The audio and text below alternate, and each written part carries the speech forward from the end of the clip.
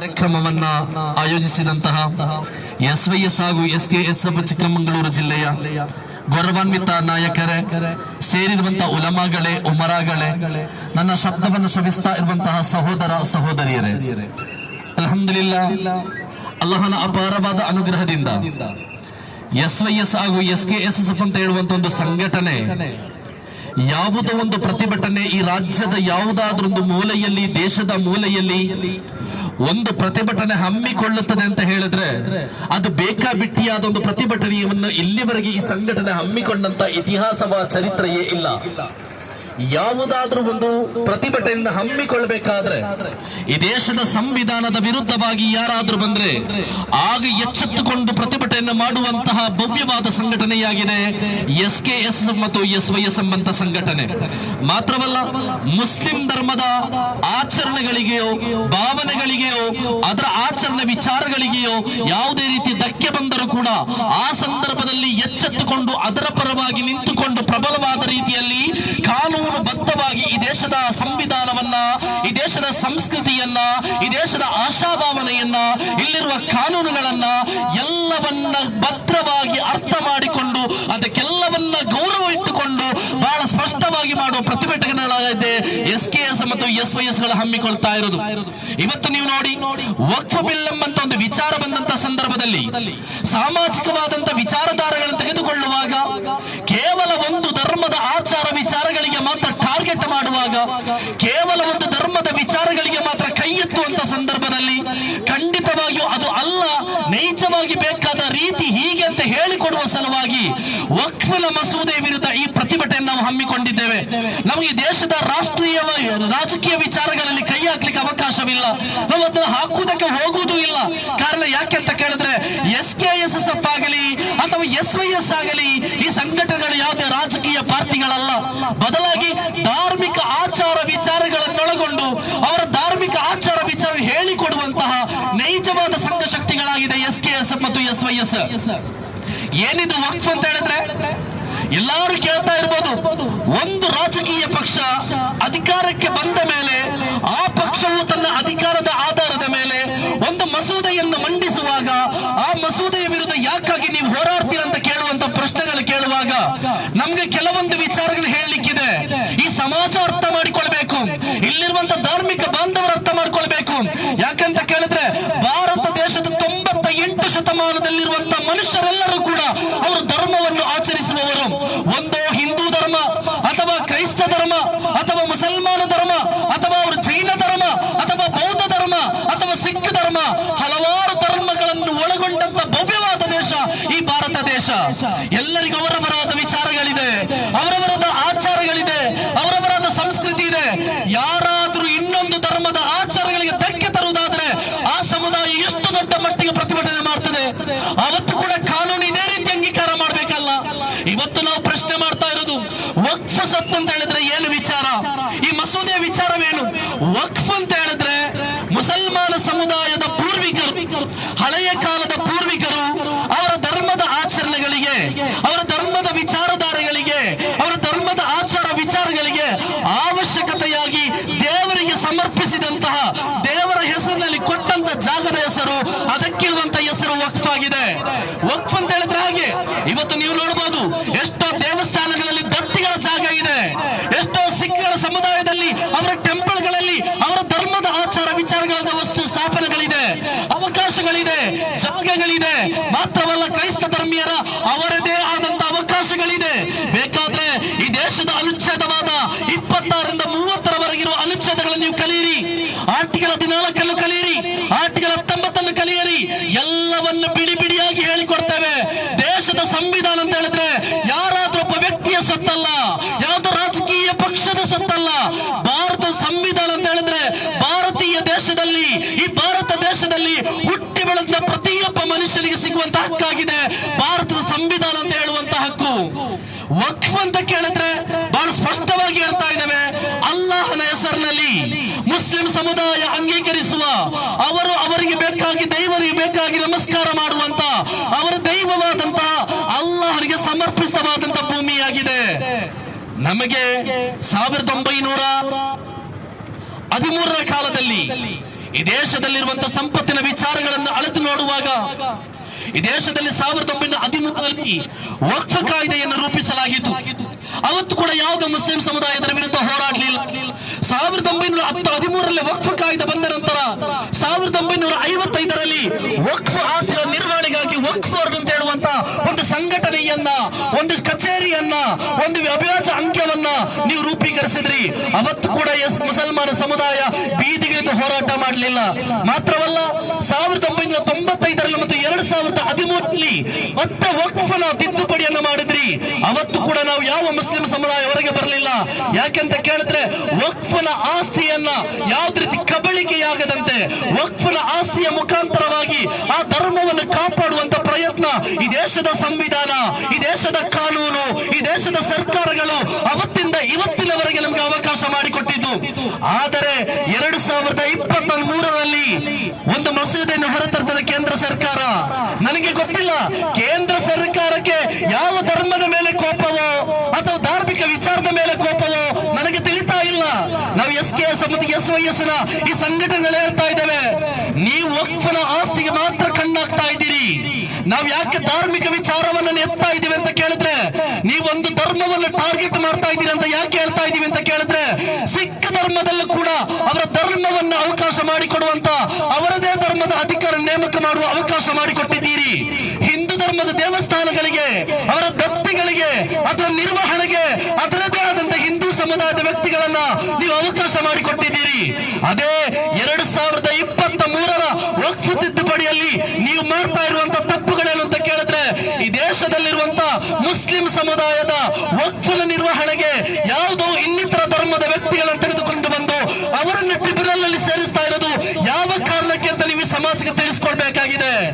ನಾವು ಹೇಳ್ತಾ ಇರೋದು ವಕ್ಫ್ ಟ್ರಿಬ್ಯುನಲ್ ಅಂತ ಹೇಳುವಾಗ ಅದು ಮುಸ್ಲಿಂ ಸಮುದಾಯಕ್ಕೆ ಸಂಬಂಧಪಟ್ಟದ್ದು. ಇವತ್ತು ತುಂಬಾ ಮಾಧ್ಯಮದಲ್ಲಿ ಚರ್ಚೆ ಆಗ್ತದೆ, ಮುಸ್ಲಿಂ ಸಮಾಜ ಯಾಕೆ 5 ವಕ್ತ ನಮಾಜ್ ಮಾಡಬೇಕು ಅಂತ ಕೇಳುವವರಿದ್ದಾರೆ, ಯಾಕೆ ಅಜಾನ್ ಕೊಡ್ಬೇಕು ಅಂತ ಕೇಳ್ತಾ ಇದ್ದಾರೆ. ನಾವು ಹೇಳ್ತಾ ಇದೀವಿ, ನಿಜವಾಗ್ಲೂ ಮಾಧ್ಯಮದಲ್ಲಿ ಕುಳಿತುಕೊಂಡು ಪ್ರಶ್ನೆ ಮಾಡುವವನಿಗೆ ಗೊತ್ತಿಲ್ಲ ಆ ಧರ್ಮದ ಆಚಾರ ಏನು ಅಂತ. ನೀವು ಯಾವುದೋ ಒಂದು ಪ್ರಶ್ನೆ ಮಾಡುವಾಗ, ಯಾವುದೊಂದು ಕಾನೂನು ತರುವಾಗ ಆ ಧರ್ಮವನ್ನು ಅರಿತವರನ್ನು ಹಿಡಿದುಕೊಂಡು, ಆ ಧರ್ಮದ ವಿಚಾರವನ್ನು ಕಲಿತವರನ್ನು ತೆಗೆದುಕೊಂಡು ಬಂದು ಅವರನ್ನು ಸೇರಿಸಿಕೊಂಡು ನೀವು ಮಾತಾಡಬೇಕು. ಇಲ್ಲಿ ಭಜನೆಗಳು ನಡೀತದೆ, ಯಾರು ಕೂಡ ವಿರೋಧ ಮಾಡೋದಿಲ್ಲ. ಯಾಕಂತ ಹೇಳಿದ್ರೆ ಭಾರತ ದೇಶದ ಸಂವಿಧಾನಕ್ಕೆ ಅವಕಾಶ ನೀಡ್ತಾ ಇದೆ. ಅದೇ ರೀತಿ ಎಲ್ಲ ಕಾನೂನುಗಳ ವ್ಯವಸ್ಥೆಗಳಿಗೆ ಎಲ್ಲ ಧರ್ಮದ ಹಕ್ಕುಗಳನ್ನ, ಅವಕಾಶಗಳನ್ನ ಈ ದೇಶ ನೀಡ್ತಾ ಇದೆ. ಅವರ ಹಕ್ಕುಗಳನ್ನು ಅನುಭವಿಸಲಿಕ್ಕೆ, ಅವರ ಹಕ್ಕುಗಳನ್ನು ಮಾಡಲಿಕ್ಕೆ, ಅವರ ಹಕ್ಕುಗಳಂತ ಬದುಕಲಿಕ್ಕೆ ಈ ದೇಶ ಅವಕಾಶ ನೀಡ್ತಾ ಇದೆ. ಈ ದೇಶ ಅವಕಾಶ ನೀಡ್ತಾ ಇದೆ ಅಂತ ಕೇಳುವಾಗ ಮುಸಲ್ಮಾನ ಧರ್ಮದ ವಿಚಾರಗಳಿಗೆ ಮಾತ್ರ ನೀವು ಧಕ್ಕೆ ತರುವುದು ಯಾವ ಕಾರಣಕ್ಕೆ ಅಂತ ಹೇಳುವಂತ ಪ್ರಶ್ನೆಯನ್ನು ನಾವು ಮಾಡ್ತಾ ಇದ್ದೇವೆ.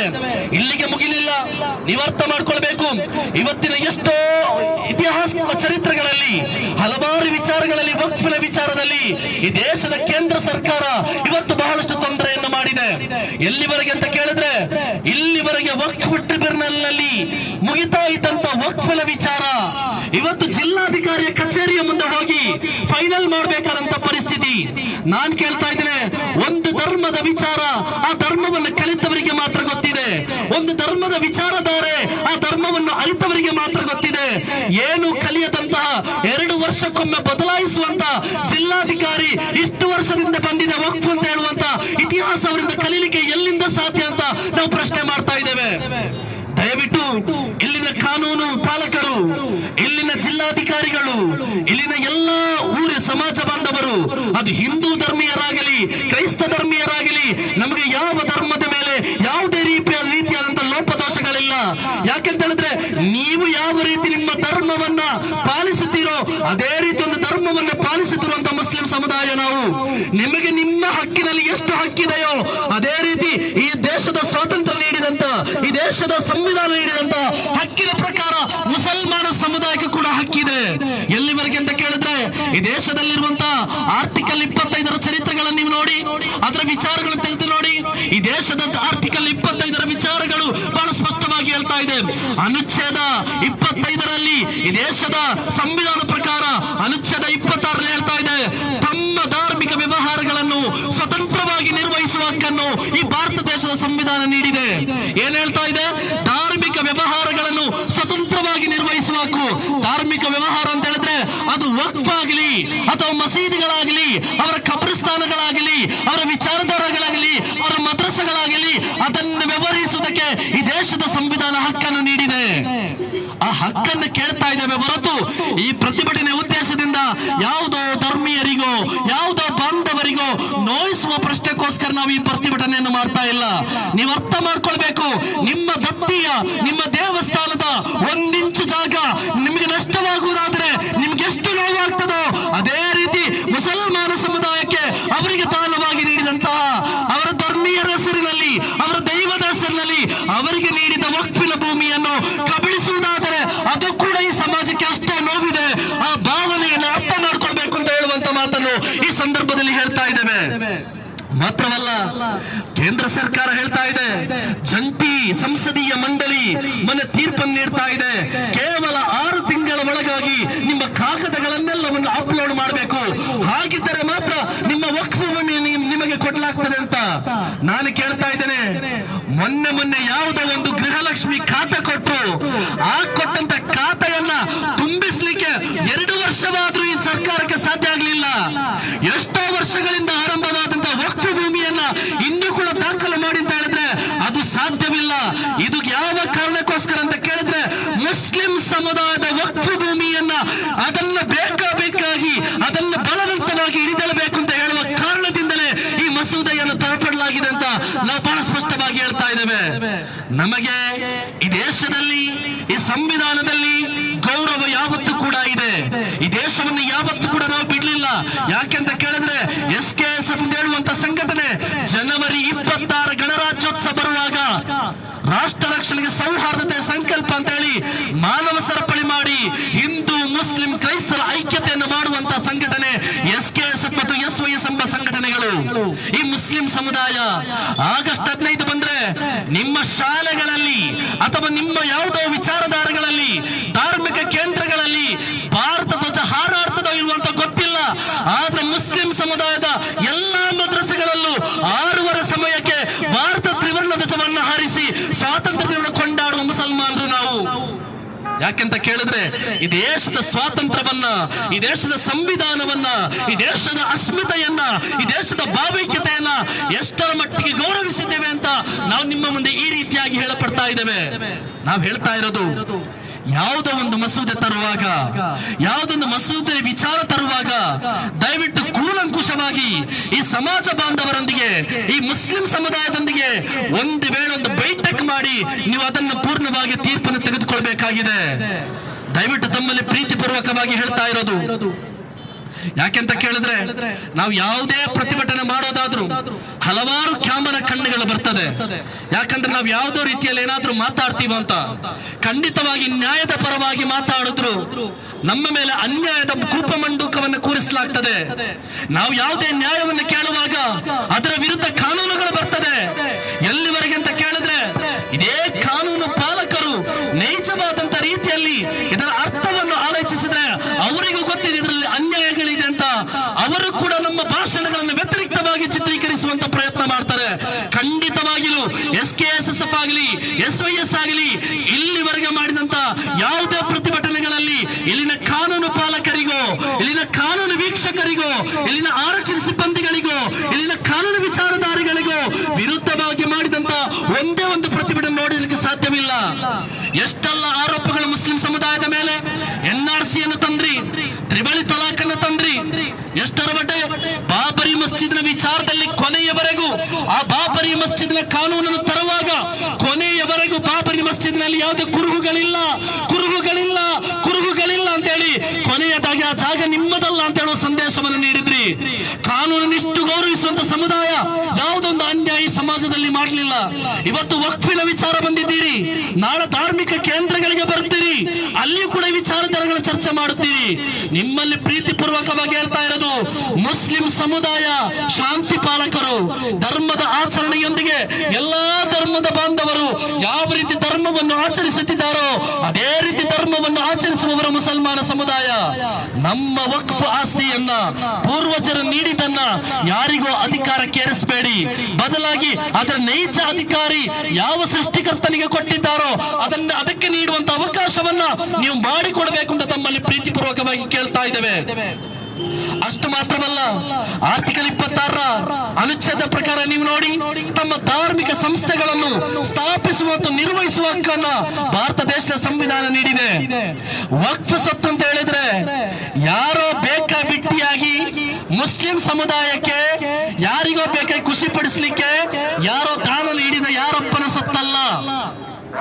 ಮಾತ್ರವಲ್ಲ, ವಕ್ಫ್ ಸ್ವತ್ತು ಅಂತ ಹೇಳೋದು ಯಾರೋ ಬಂದು ನಾವು MLAಗಳನ್ನ MP ಗಳನ್ನ ಕರೆತಂದು ಅವರ ಮುಖಾಂತರವಾಗಿ ದಾನ ಮಾಡಿಸಿಕೊಂಡಂತ ಜಾಗವಲ್ಲ. ಅಥವಾ ಯಾವುದೋ ಒಬ್ಬ ದೊಡ್ಡ ವ್ಯಕ್ತಿತ್ವ ಅವನು ಯಾವುದಾದ್ರೂ ದೊಡ್ಡ ಜಾಗವನ್ನ ಮುಸ್ಲಿಂ ಸಮುದಾಯಕ್ಕೆ ಕೊಟ್ರೆ ಐಕ್ಯತೆ ಆಗ್ತದೆ ಅಂತ ಹೇಳಿ ಕೊಟ್ಟಂತ ಜಾಗಗಳಲ್ಲ.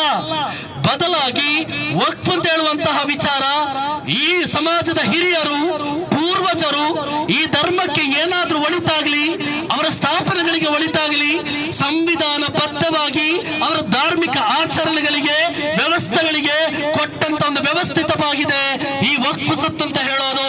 ಅದನ್ನು ಸಂರಕ್ಷಿಸಿಕೊಡಿ ಅಂತ ಕೇಳ್ತಾ ಇದ್ದೇವೆ, ಅದನ್ನು ಸಂರಕ್ಷಣೆ ಮಾಡ್ಲಿಕ್ಕೆ ಕೇಳ್ತಾ ಇದ್ದೇವೆ, ಅದನ್ನು ಕಸಿದುಕೊಳ್ಳಲಿಕ್ಕೆ ಕೇಳ್ತಾ ಇಲ್ಲ ನಾವು. ಆದ್ರಿಂದ ಈ ದೇಶದ ಸಂವಿಧಾನದ ನಿಯಮ ಪ್ರಕಾರ ನೀವೊಮ್ಮೆ ನೋಡಿ, ಹಿಂದೂ ದೇವಸ್ಥಾನಗಳು, ಮುಸ್ಲಿಂ ಮಸೀದಿಗಳು, ಕ್ರೈಸ್ತ ಚರ್ಚ್ಗಳು, ಸಿಖ್ ಗುರುದ್ವಾರಗಳು ಇತ್ಯಾದಿ ತಮ್ಮ ಆಚರಣೆಗಳು, ಆಡಳಿತ ಮತ್ತು ಆಸ್ತಿ ನಿರ್ವಹಣೆಯನ್ನು ಸ್ವತಂತ್ರವಾಗಿ ಮಾಡ್ತಾ ಇದೆ. ಆದ್ರೆ ಸಿಖ್ನ ಗುರುದ್ವಾರಕ್ಕೆ ಯಾವುದೇ ರೀತಿಯ ಆಕ್ಷೇಪಣೆಗಳಿಲ್ಲ. ಹಿಂದೂ ಧರ್ಮದ ದೇವಸ್ಥಾನದ ವಿಚಾರಗಳಿಗೂ ದತ್ತಿಗಳಿಗೂ ಯಾವುದೇ ಆಕ್ಷೇಪಣೆಗಳಿಲ್ಲ. ಎಷ್ಟೋ ಮಠಗಳಿದೆ, ಎಷ್ಟೋ ಚಿರಾಸ್ತಿ ಇದೆ, ಎಷ್ಟೋ ಸ್ಥಿರಾಸ್ತಿ ಇದೆ, ಅಲ್ಲಿ ಯಾವುದು ಕೂಡ ಕಾನೂನು ಉಲ್ಲಂಘನೆ ಇಲ್ಲ. ಆದ್ರೆ ಮುಸ್ಲಿಂ ಸಮುದಾಯದ ಅವರ ವಿಚಾರಗಳಿಗೆ ಮಾತ್ರ ಮಾಡುವಾಗ ನಮಗೆ ನೋವಿದೆ. ನಾವು ಹಿಂದೂ ಧರ್ಮದ ದೇವಸ್ಥಾನಗಳದ ಅಥವಾ ಮಠಗಳಿದೋ ಆಸ್ತಿಯನ್ನು ಕಬಳಿಸಿ ಅಂತ ಕೇಳ್ತಾ ಇಲ್ಲ. ಅದು ಅವರ ಹಕ್ಕು, ಅದು ಅವರಿಗೆ ಕೊಡಿ. ಮಾತ್ರವಲ್ಲ, ಸಿಖ್ಖರದು ಅದು ಅವರಿಗೆ ಕೊಡಿ, ಕ್ರೈಸ್ತರದು ಅದು ಕೂಡ ಅವರಿಗೆ ಕೊಡಿ. ಮಾತ್ರವಲ್ಲ, ಅದರ ಜೊತೆ ಮುಸ್ಲಿಂ ಸಮುದಾಯದ ವಕ್ಫ್ ಆಸ್ತಿಯನ್ನ ಮುಸ್ಲಿಂ ಸಮುದಾಯಕ್ಕೆ ನೀಡಿ ಅಂತ ಕೇಳಿಕೊಳ್ತಾ ಇದ್ದೇವೆ. ಮತ್ತಿನ್ನೇನು ಅಲ್ಲ ಈ ಪ್ರತಿಭಟನೆ ವಿಚಾರ. ನನ್ನ ಮಾತನ್ನು ಕೊನೆಗೊಳಿಸ್ತಾ ಇದ್ದೇವೆ. ಈ ಒಂದು ಪ್ರತಿಭಟನೆಯ ಮೈನ್ ಆದಂತಹ ಮುಖ್ಯವಾದಂತಹ ಉದ್ದೇಶ ಏನು ಅಂತ ಕೇಳಿದ್ರೆ, ಈ ದೇಶವನ್ನ ಎಲ್ಲರೂ ಹೇಳ್ತಾರೆ, ಸ್ವಾತಂತ್ರ್ಯ ದಿನದ 15ನೇ ಭಾಷಣದಲ್ಲಿ ಕೂಡ ಹೇಳ್ತಾರೆ, ಈ ದೇಶ ಸ್ವಾತಂತ್ರ್ಯ ಭಾರತ, ಸೌಹಾರ್ದತೆಯ ಭಾರತ, ವಿವಿಧತೆಯಲ್ಲಿ ಏಕತೆಯನ್ನು ಸಾಧಿಸಿದ ಭಾರತ.